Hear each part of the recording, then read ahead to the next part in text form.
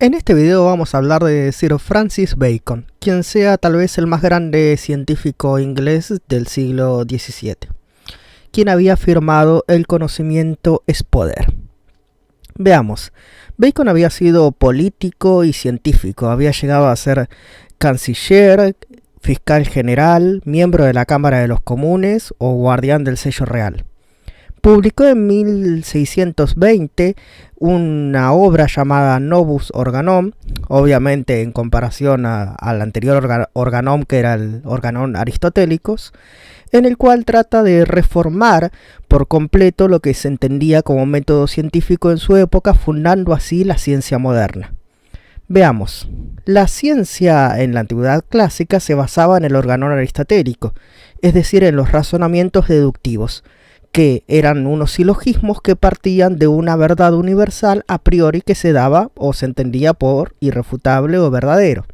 El problema es que esas verdades, por lo general, eran verdades simplemente preconcebidas, lo que él llama eidola o ídolos, que podrían ser erróneas porque la comunidad científica estaba equivocada, porque el mismo científico estuviera equivocado, porque el pensamiento y el lenguaje inducían a error, o simplemente porque eran aceptadas por la tradición, es lo que tradicionalmente se entendía como verdadero y puede que sea falso.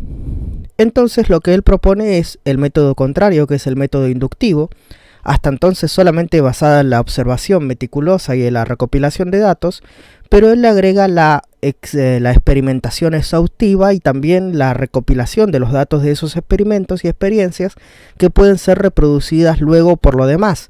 Es decir, no se acepta un criterio de autoridad como verdad única, sino que todos pueden reproducir el mismo experimento. Así, a partir de estas observaciones y experimentaciones se pueden llegar a conocer las leyes generales de la naturaleza. Y de esta forma, conociéndolas, se puede llegar a controlar la naturaleza. Para controlarla es preciso primero servirla, dice Bacon, es decir, interpretarla.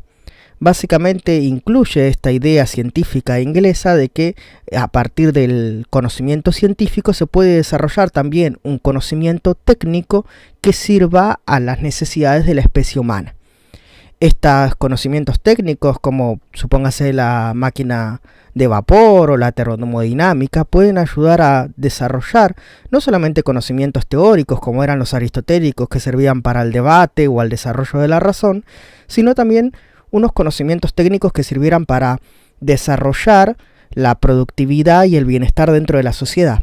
Él de hecho había publicado un libro llamado Nueva Atlántida en el que planteaba una utopía tecnológica, supónganse con aviones, submarinos, el gobierno de unos sabios y científicos que pertenecían a una casa o una universidad. Pero bueno, eso es una de las primeras utopías de la época. Además, se plantean dos dilemas con la obra de Bacon.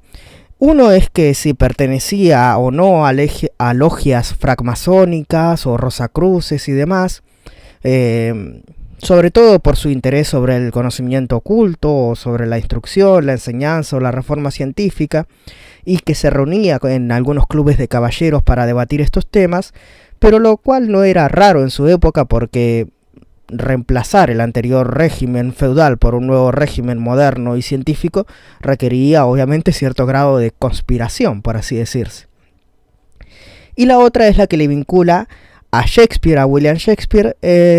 Una de las teorías que propone la auténtica identidad de Shakespeare, que había sido puesta en duda, es que Bacon es el real autor de sus obras, porque Bacon tenía un amplio conocimiento de la legalidad de la época y de los litigios, y esto se ve mucho, se repite, es un tema frecuente en la obra de Shakespeare. Pero aún así algunos críticos anuncian que, o postulan que en realidad los escritos de Bacon no se parecen estilísticamente o estéticamente a los escritos de William Shakespeare. Hasta aquí nuestro repaso por el día de hoy. Si te ha servido el video, por favor compártelo, con eso me ayudas muchísimo en la difusión del canal.